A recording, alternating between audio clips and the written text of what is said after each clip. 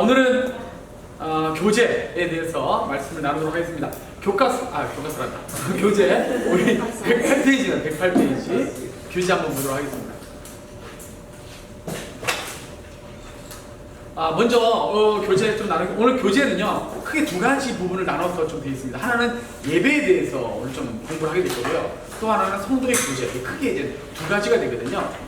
먼저 이거에 대한 교회의 5가지 기능에 대해서 먼저 얘기를 나누고 이렇게 하도록 하겠습니다. 교회라고 하면 반드시 이 5가지를 해야 됩니다.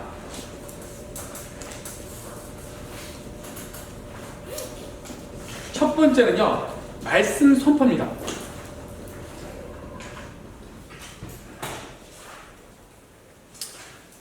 캐리그마라고 이렇게 좀 얘기하는데요.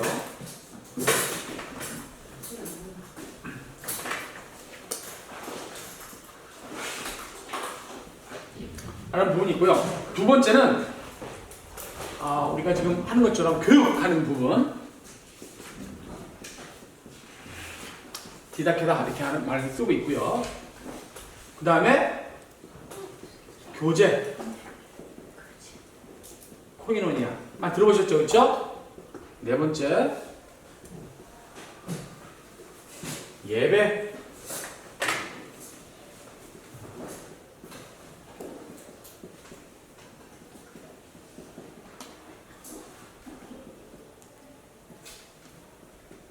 다섯 번째 봉사,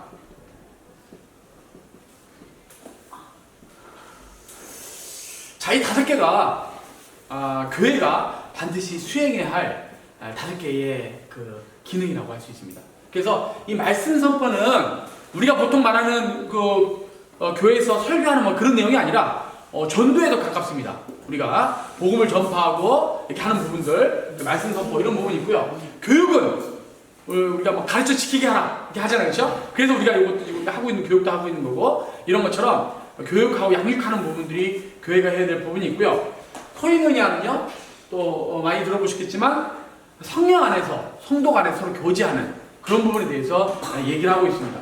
그 다음에 프로퀴네오의 예배, 이 예배라고 하는 것은 바로 하나님의 임재 안에서 우리가 하나님과의 만남, 이런 것들을 예배를 할 수 있겠죠. 다섯 번째는 디아코니아, 봉사 이렇게 할 수 있는데, 하나님의 사랑을 세상에 나타내는 이런 역할이 되겠습니다. 이 5가지 역할이 있는데요. 오늘 지금 얘기하는 것은 이 5가지 중에서 특별히 이 교제와 이 예배에 대한 얘기들을 좀 하도록 그렇게 하겠습니다. 여러분, 예배란 무엇입니까? 이렇게 나와 있는데, 우리 교과서 타고 있어요. 이게 붙었네요. 교과서입니다. 교재 보면 예배를 통해 하나님과 교제한다 이렇게 나오고 있는데요. 예배는 무엇일까요? 예배는 답부터게 말씀드리면 하나님과의 만남입니다. 하나님과의 만남입니다. 그래서 예배가 지겹다, 예배드리기 어렵다 이렇게 말하시는 분이 있다면 어떻게 표현했을까요? 하나님과 만나는 게 지겹다, 뭐 이렇게 말도 되는 거죠.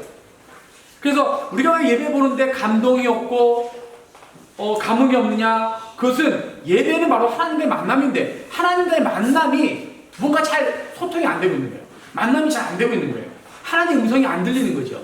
감동이 없는 거죠. 그러면 하나님의 임재를 경험하지 못하고 예배가 이제 지겹게 되는 겁니다. 그렇게 되면 어떻게 돼요? 빨리 회복될 수 있도록 해야 되는 액션이 있어요. 뭐 지금 그거 부분은 얘기할 건 아니지만, 그래서 예배는 하나님과의 만남이기 때문에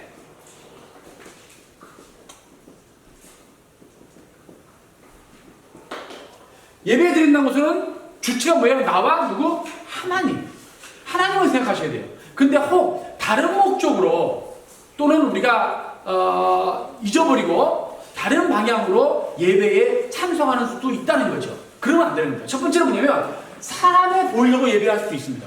예배 참석할 수도 있어요. 사람에 보이려고.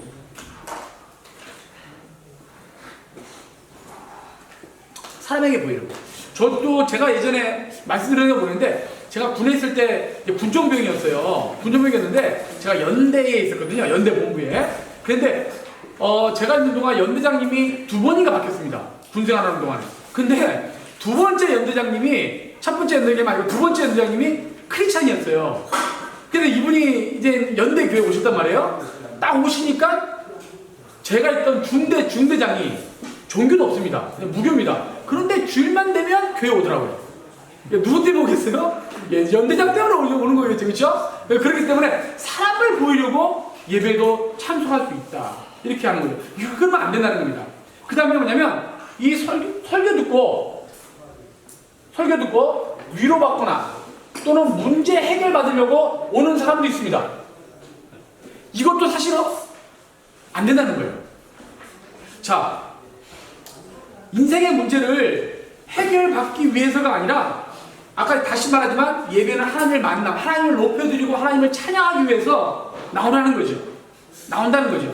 문제 해결은요, 예배의 목적이 아니라 예배를 통해서 하나님을 만나면 그 문제가 어떻게 됩니까? 해결되는 거예요. 그러니까 목적이 아니라 결과라는 겁니다.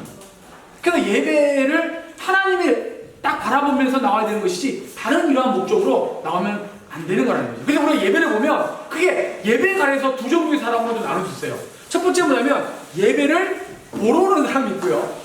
두 번째는 예배를 드리러 오는 분이 있어요. 표현이 좀 그렇지만 한번 적어보겠습니다. 예배를 보러 오는 자, 예배를 드리는 자. 자, 또 글자가 좀 막 날아갑니다. 좀 바빠서. 네. 케르케고르가 이런 얘기를 했습니다. 누가 관객이고 누가 배우인가? 예배를 보면서. 자, 예배를 보면 예배에서 누가 관객이고 누가 배우입니까? 누가 관객이겠어요? 누가? 하나님이. 누가 배우입니까? 그러면 목사님이나 성가대나 우리가 다 배우가 되는 거예요. 그러니까 하나님의 그 시간 모시고 우리는 뭐예요? 하나님께 다 올려드리는 거예요. 근데 어떻게 보면 우리가 보면 좀 이게 바뀐 것처럼 보이는 형상들이 좀 나타나고 있다. 이런 거는 잘못된 것이고 예배를 보러 온 사람이라는 거예요. 그래서 다 예를 들어 이런 분 있잖아요. 설교를 딱 들으면서 하나님이 나에게 말씀하신다. 이런 마음으로 듣는 게 아니라 설교를 잘하나 안 하나 한번 볼까? 혹시 꼭 그런 거 아니더라도 자동적으로 그런 마음들이 그렇게 자기가 액션을 한다면 자기 마음속에 그런 예배를 보러 오는 자들. 상대가 찬양을 딱 하는데 찬양을 잘했어요? 그러면 연습 좀 했네? 잘하네? 그 찬양을 누가 받아요? 내가 받는 거예요. 내가 듣고 잘했네 좋은데 잘했어 박수 딱 치고 이런 자세들은 다 안 좋다는 겁니다. 예배를 드리는데요. 이 세상에서의 어떤 문화들도 이 예배에 많이 들어온 것 같아요. 그래서 옛날에 이렇게 보면은 꼭 자세해가지고 제가 뭐라 하고 있지 않는데 이게 설교를 들을 때 예를 들어서 팔짱을 딱 끼고 다리를 딱 꼬고 이렇게 들어요. 이런 건 어디서 많이 이런 게 보이죠? 영화 볼 때나 대학 강의장에서 교수 강의할 때 들을 때 이렇게 해요. 주로. 안 그렇습니까? 그러니까 보러 오는 거예요. 하나님 앞에서 내가 제물이 되어서 내 자신을 드리는 게 아니라 그걸 보는 거죠. 그리고 예배 볼 때 뭐예요? 음료수 놓고 마시면서 설교 듣고. 이것도 어때요? 대학 강의장에서 많이 나타나는 현상들이죠. 근데 정말 우리 마음 가운데 지금 내가 배우가 되고 하나님께서 이 예배를 그대로 앞에서 보고 계신다. 내가 드린 걸 받으신다라고 하면 과연 나 같으면 이게 잘 안 될 것 같아요. 먹으면서 이렇게 안 될 것 같단 말이죠. 지난번에 얘기했지만 기도하는 자세가 중요하다고 그랬는데 예배 드리는 것도 자세가 굉장히 중요합니다. 그 반면에 예배를 드린다. 물론 드린다. 제사를 드린다. 이것처럼 거기서 이렇게 했지만 꼭 드린다고 표현을 하지만은 일방적으로 우리가 하나님께 드리는 게 아니라 아까 처음에 얘기했듯이 하나님의 만남이기 때문에 하나님과 우리가 그대로 이렇게 만나는 거예요. 잘 만나는 겁니다. 그럼 또 거꾸로 한번 생각해 보자고요. 하나님과 나의 만남이다. 이렇게 하시는 분들은 웬만하면 예배 시간에 잘 늦지 않으려고 할 겁니다. 그렇지 않겠어요? 저도 우리 기관장하고 또 어떤 큰 행사가 있어서 하면 미리 가지. 근데 사람을 그거 하나 가지고 판단할 수 없어요. 정말 오다가 차가 펑크 날 수도 있고 교통 체증 그럴 수 있는데 그렇게 어쩌다 늦는 게 아니라 상습적으로 본인이 예배에 늦게 참석한다. 이거는요 돌아보셔야 됩니다. 내가 정말 예배를 하나님과의 만남으로 내가 생각하는지. 두 번째는 예를 들어 그런 사람이라고 한다면 예배 볼 때 절대 핸드폰을 켜놓지는 않을 거예요. 예배 중에 띵띵 울리는 그렇게 하는 건 아닐 거예요. 저도 우리 회사에서 이렇게 큰 행사들이 와요. 그러면 과기부 장관들 오고 한 번씩 어쩌다 오시거든요. 차관이라든가 이렇게 국장만 와도요. 과기부 국장만 와도 이렇게 좀 이렇게 준비를 해요. 준비를 잘한단 말이죠. 근데 같이 회의를 한다. 회의석상에서 누가 이걸 핸드폰 이거 안 끌까요, 이걸요? 이 회의를 하는데 그래 큰일 날 일 아닙니까? 근데 그런 의식을 안 하기 때문에 우리가 그냥 맨날 핸드폰 띵 울리고 막 그런다는 겁니다. 그런 가운데 하나님과의 만남인데 예배 가운데 잡담하겠습니까? 그런 가운데 우리가 옷을 아무렇게나 입고 오겠어요? 좀 다 신경을 쓰셔야 돼요. 왜? 예배를 뭐로 본다면 하나님과의 만남으로 우리가 정말 생각한다면 생각해 보셔야 됩니다. 오늘 교재 보면요 109페이지 보면 참 예배를 하기 위해서 예배하는 사람의 자세가 중요합니다 이렇게 얘기했어요. 자세가 중요합니다. 여기서 보면 요한복음 4장 24절 통해서 쭉 보면 요한복음 4장 23절 24절 보면 제가 읽어드리겠습니다. 아버지께 참되게 예배하는 자들은 영과 진리로 예배할 때가 오나니 곧 이때라. 아버지께서는 자기에게 이렇게 예배하는 자를 찾으시느니라. 예배하는 자를 찾으신대요. 우리나라만큼 예배를 많이 드리는 나라가 또 어디 있습니까?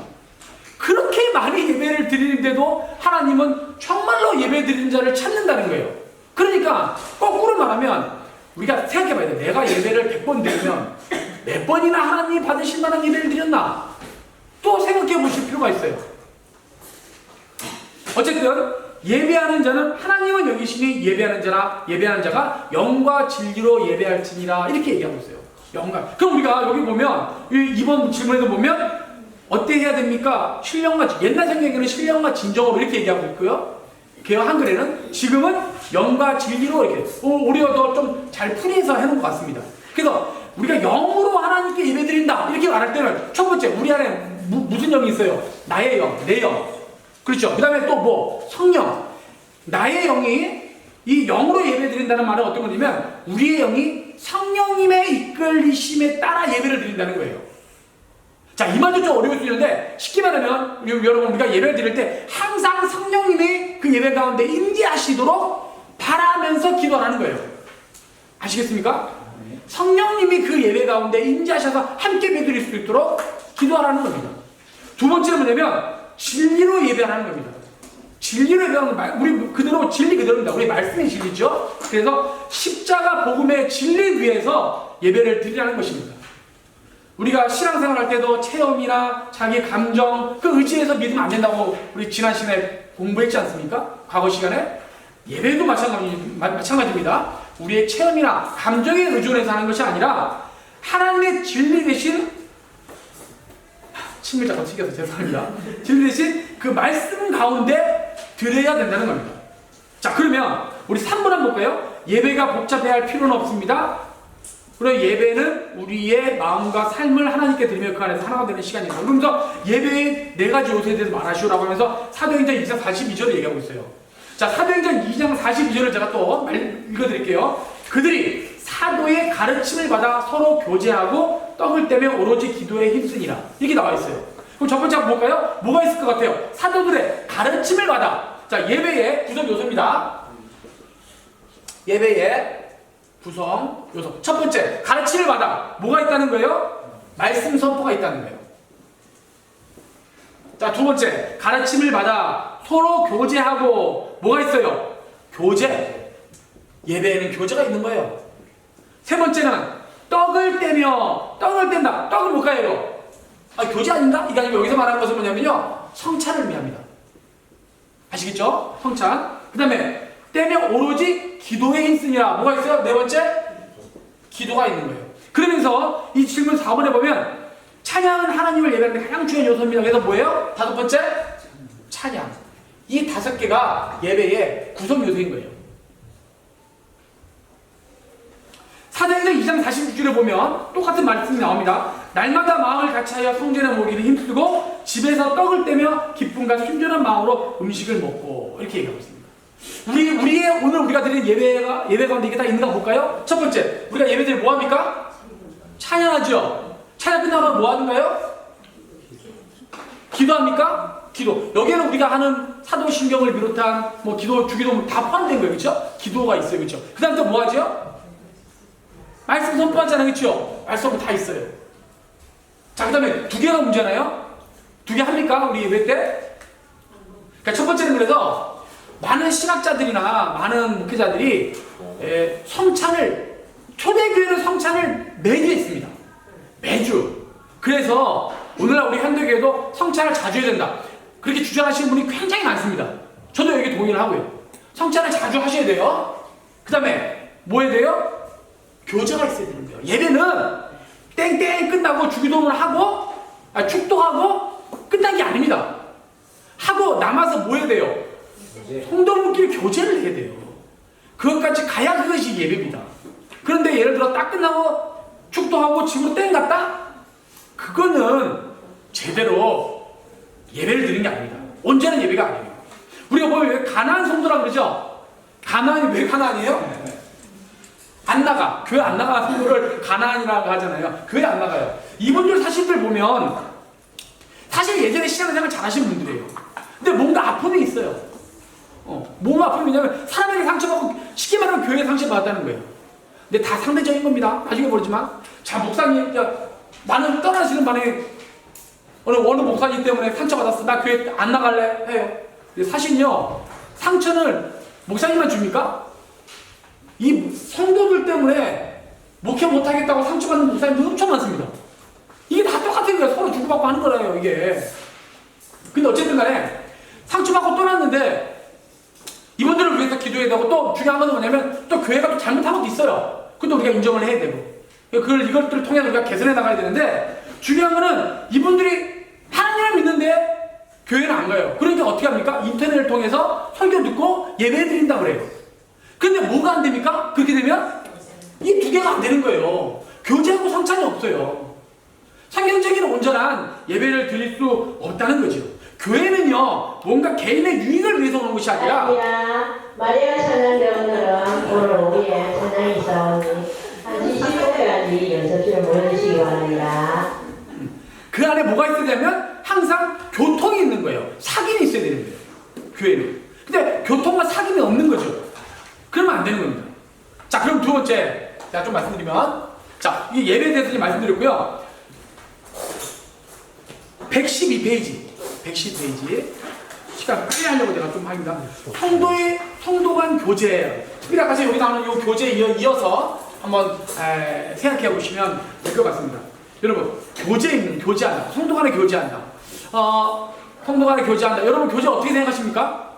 근데 먼저 교제에 대해서 얘기하기 전에 말씀드리고 싶은 건 뭐냐면 그냥 함께 같이 있는 것 그리고 어떤 모임, 사교적인 활동 이것만 있다고 하는 것은 우리가 말하는 성경적인 교제는 아닙니다.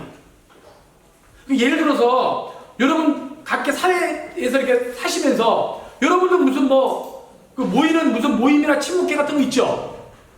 그거 있잖아요. 거기도 목적이 있잖아요. 그렇죠? 거기도 구성원들 있고 모여서 떡대고 쉽게 말하면 하잖아요. 근데 그거를 교제라고 할 수 있습니까? 자, 우리가 믿는 사람들끼리 우리가 모였어요. 그럼 그건 다 성도 간의 교제인가요? 아니라는 겁니다. 뭐냐면 성도들이 모였다 할지라도 그 중심은 항상 뭐야 돼요? 예수 그리스도 말씀이 중심이 돼야 됩니다. 그 중심으로 모인 그 교제가 성경에서 말하는 바로 성도의 교제라는 겁니다. 하나님이 빠지고 말씀이 빠진 교제는 허망한 교제가 되는 거예요. 그래서 종종 그리스도인끼리 모였지만 그 가운데도 보면 때로는 그 안에 다툼이 일어나고 또 고성이 오가고 미움도 있고 왜 그렇습니까? 온전한 교제가 아닌 거예요. 자, 나도 하나님 마음을 풀고 너도 하나님 마음을 풀고 제3자도 하나님 마음을 풀고 이 성도들인데 그러면 이 가운데 참된 화목이 일어나고 교제가 일어나는데 내가 생각하는 마음 틀리고 너가 생각하는 마음 틀리고 이러면 크리스찬들이 3명, 4명 모여 100명 모여도 성경에서 말하는 참된 교제는 아니라는 거예요. 그래서 우리가 동일하게 하나님의 마음을 품고 모이는 게 중요하다는 겁니다. 그래서 사도 요한의 서신 보면 이런 말씀이 있습니다. 요한 1서 1장 3절이에요. 우리의 성도들께 사귐은 아버지와 그 아들 예수 그리스도와 함께 합니다. 자, 우리들이 사귀는데 A와 B가 사귀는데 누가 있어요? 예수 그리스도가 그 안에 있다는 겁니다. 그것이 진정한 사귐이라는 거예요. 자, 그러면 우리 페이지 볼까요? 112페이지, 112페이지. 자, 보면 첫 번째 뭐가 있어야 돼요? 위에 무슨 의식이 있어야 돼요? 지체 의식이 있어야 된다. 로마서 12장 5절에 보면 뭐합니까? 이와 같이 우리 많은 사람이 그리스도 안에서 한 몸이 되어 서로 지체가 되었느냐. 오늘 말씀 암송하셨죠? 우리가 한 지체다. 하나라는 거예요. 그 밑에 보면 고린도전서 12장 14절 16절 너무 많아서 제가 지금 읽지 않겠지만 그 내용이 뭡니까? 우리가 다 한 지체 안에, 누구는 몸 안에 눈이 되고, 누구는 귀가 되고, 누구는 코가 되고 막 이렇게 하는데, 만약 온몸이 눈이면 듣는 곳은 어디며, 온몸이 듣는 곳이면 냄새 맡는 곳은 어디냐. 또 눈이 손들어 내가 너를 쓸데가 없다 하거나, 또는 머리가 발들어 내가 너를 쓸데가 없다 하지 못하리라, 이렇게 말씀하고 있는 거예요. 그러면서 그 밑에 최종적으로 뭐라고 말씀하셨냐면, 몸 가운데서 분쟁이 없고 오직 여러 지체가 서로 같이 돌보게 하셨느니라, 이렇게 말씀하고 있어요. 그러니까 다 중요한 하나의 몸을 이루는 지체라고 얘기를 하고 있다는 것이요. 따로따로 떨어지는, 따로따로가 모여가지고 하나가 된 게 아니고 하나 안에서 우리가 한 부분을 구성하고 있는 지체라고 얘기하고 있는 거예요. 두 번째는 114페이지 뭐라고 되어 있습니까? 한번 크게 읽어볼까? 단어가 좀 졸리시죠, 그렇죠? 자, 큰 목소리로 한번 읽겠습니다. 시작. 주 안에서 하나가 되어야 된다. 주 안에서 하나가 되어야 된다. 에베소 4장 4절에 보면 몸이 하나여 성령도 한 분이시니 이와 같이 너희가 부르심의 한 소망 안에서 부르심을 받았느니라. 우리가 하나다, 이렇게 얘기하고 있는 거예요. 마귀의 목표가 뭘까요? 마귀의 목표, 그리스도의 연합을 파괴하는 겁니다. 자, 마귀가 영어로 뭡니까? 디아블로스라고 그러죠. 디아블로. 아, 영어는 데블이네요, 그렇죠? 그 영어가 아니라. 그리고 헬라어로 디아블로스 되겠죠. 그 의미가 뭐냐면 분리시키는 자, 분리시키는 자. 자꾸 하나가 되려고 하는데 자꾸 쪼개는 거예요. 요게 마귀입니다.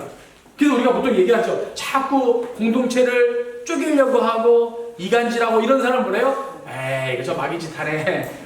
이렇게 얘기하는 거예요. 그렇게 말하는 것도 좀 그렇지만 어쨌든 간에 본인이 그렇게 하지 않도록 자기 자신을 잘 돌아봐야 됩니다. 오늘 요한복음 17장 11절, 17장 21절, 17장은요 예수님의 기도가 나오는데요, 예수님이 십자가 지시기 전에 마지막 기도입니다. 예수님의 마지막 기도. 이 기도의 내용에 어떤 부분이 있냐면요, 다른 기도를 하는 게 아니고 제발 아버지와 아들과 성령이 하나인 것처럼 우리 성도들도 하나가 되게 해주세요 라는 기도를 드립니다. 제가 한번 읽어드리겠습니다. 요한복음 10장 11절입니다. 나는 세상에 더 있지 아니하오나 그들은 세상에 있사옵고 나는 아버지께로 가옵나니 거룩하신 아버지여 내게 주신 아버지의 이름으로 그들을 보존하사 우리와 같이 그들도 하나가 되게 하옵소서. 우리와 같이 그들도 삼위일체 하나가 되듯이, 우리가 하나이듯이 그들도 하나가 되게 하옵소서 기도하는 거예요. 21절에 또 뭐라고 말씀하시냐면 기도 계속 이어지고 있는 겁니다. 아버지여, 아버지께서 내 안에, 내가 아버지 안에 있는 것 같이 그들도 다 하나가 되어 우리 안에 있게 하사 세상으로 아버지께서 나를 보내신 것을 믿게 하옵소서, 이렇게 얘기하고 있습니다. 우리가 다 하나가 되게 해달라고 계속 하나님의 마지막 기도입니다. 우리가 하나 되는데 힘써야 돼요. 그 밑에 있는 거 한번 읽어보겠습니다. 또 3번 한 목소리로 시작. 각 사람의 다양성을 이해해야 서로 은사가 틀려요. 교회를 은사대로 섬기는 거예요. 가르치는 은사가 있으면 가르치는 일을 하고, 섬기는 일이 있으면 섬기는, 어느 데가 뛰어난 게 아닙니다. 하나님이 주신 은사대로 그 맡아서 사용을 하면 됩니다. 두 번째는 뭐냐면 믿음의 정도가 다르다는 거예요. 로마서 14장 1절. 그걸 우리가 이해를 하고 특별히 믿음이 연약한 자를 우리가 받아줘야 됩니다. 저 왜 저래? 지난번에 제가 성경 공부 얘기하면서 나는 기도하는데 너는 왜 기도 안 해? 나는 성경을 1동 하는데 너는 성경을 왜 1동 안 해? 이게 안 된다, 그럼 하면 안 된다 그랬잖아요. 그럼 그분은, 그 사람은 믿음이 연약한 건데 그렇게 지적하는 게 아니라 뭐 해야 돼요? 감싸주고 받아주고 그대로 인정해 줘야 됩니다. 로마서 14장 1절에 보면 믿음이 연약한 자를 너희가 봤대 그의 의견을 비판하지 마라. 교회에서도 회의 많이 하잖아요. 회의하면 한 번씩 보면 얼추없는 의견을 내시는 분이 있어요. 진짜. 그러면 그것도 당연히 어떻게 해야 돼요? 속으로 저게 인간인가? 저게 사람인가? 저게 그리스도인인가? 설사 그런 마음이 든다 할지라도 어떻게 돼요? 그 뭐라 그러면 안 되고, 그대 뭐라고 말해? 성경 뭐라고 했어요? 비판하지 마라 그러잖아요. 그대로 받아주어라. 로마서 14장 3절은 뭡니까? 먹는 자는 먹지 않는 자는 업신여기지 말고 먹지 않는 자는 먹는 자를 비판하지 말라. 이는 하나님이 그를 받으셨느니라. 이 바울이 있을 때 어떤 일이 있었냐면요. 그 시대는 바울이 이제 사역할 때는 우리처럼 이렇게 슈퍼마켓이 있는 게 아니잖아요. 다 물물 교환을 이렇게 하는 거예요. 그러니까는 그 시대에 이렇게 우상에게 절을 하고 우상에게 절하는 고기들이 있으면 고기가 이제 시장에 이렇게 나와요. 고기가. 근데 그때 이제 손들이 보면 우상제물 섬기들은 먹어요, 안 먹어요?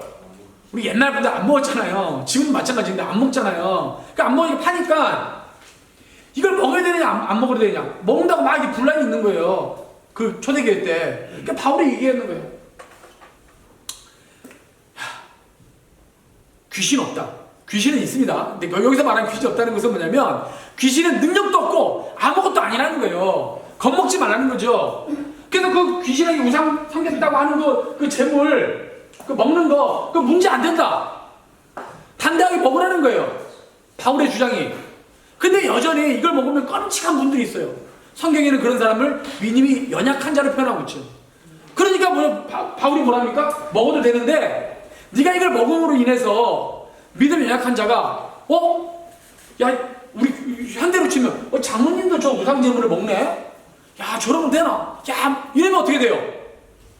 그 믿음 연약한 분이 믿음이 연약해가지고 신앙이 무너질 수가 있잖아요. 그런 걸 대비해서 바울이 하는 거예요. 나 같으면 그럴 것 같으면 먹어도 되지만 아예 평생 먹지 않겠다 이렇게 선포를 해버리죠. 마찬가지입니다. 그러니까 어떤 것든 간에 어떤 관점이나 생각이나 어떤 거에 대해서 믿음이 연약한 자가 생각하는 부분들이 있을 거예요.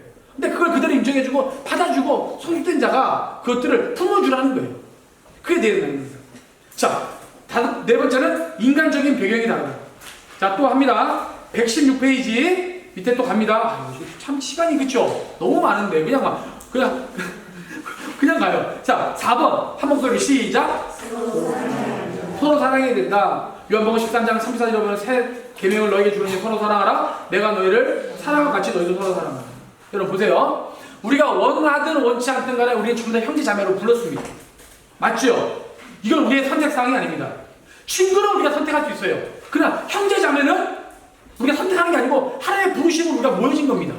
하나님의 부르심이 잘못됐다고 말할 사람이 있습니까? 없습니다. 하나님은 누구나 편애하시는 분들도 아니에요. 우리는 다 형제자매로 부르시고 하나님이 똑같이 우리를 다 사랑하신단 말이에요. 그래서 우리가 서로 사랑하며 지내기를 원해요. 가정 안에서도 우리 자녀 아들 딸들이 있으면 서로 사랑하며 살기를 원하듯이 하나님도 그렇게 원하시는 거예요.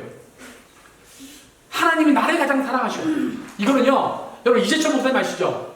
그 목사님의 표현대로 말하면 이거는 엄청난 우리가 가지고 있는 잘못된 우상이라고 표현하고 있어요. 하나님이 나를 가장 사랑하는 것이 아니라 누굴요? 우리를 사랑하시는 거예요. 우리를 다 사랑하는 거예요. 그런데 우리가 그를 사랑하지 않는다? 잘못된 겁니다. 요한복음 14장 35절을 보면 너희가 서로 사랑하면 이로써 모든 사람이 너희가 내 제자인 줄 알리라. 오늘 우리가 암송한 말씀과도 마찬가지입니다. 내가 누군가 사랑하려면 뭐가 있어야 돼요? 사랑할 뭐예요? 대상이 있어야 되잖아요. 대상이. 근데 우리 안에 형제자매가 없어요.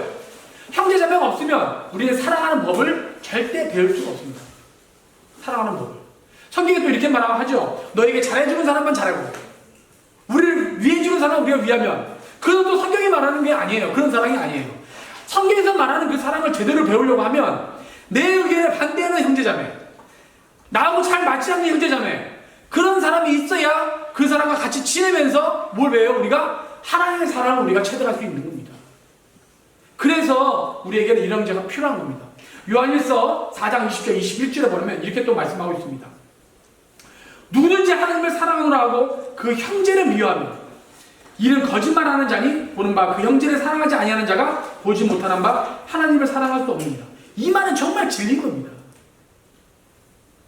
어떻게 보면요, 육적인 형제 자매보다 영적인 가족이 더 중요하기도 하다는 거예요. 보세요. 예수님이 마지막에 십자가에 못 박히시고 죽으셨을 때 그 안에 누가 있습니까? 자기의 진짜 동생들도 있었어요. 친척들도 있었어요. 그런데 예수님이 십자가에 죽으시면서 자기 어머니 마리아를 누구에게 부탁합니까? 누구한테 부탁해요? 소위 우리가 말하는 영적인 형제 자매였던 요한에게 부탁합니다. 누가 더 믿음직했기에? 요한이 더 믿음직했기에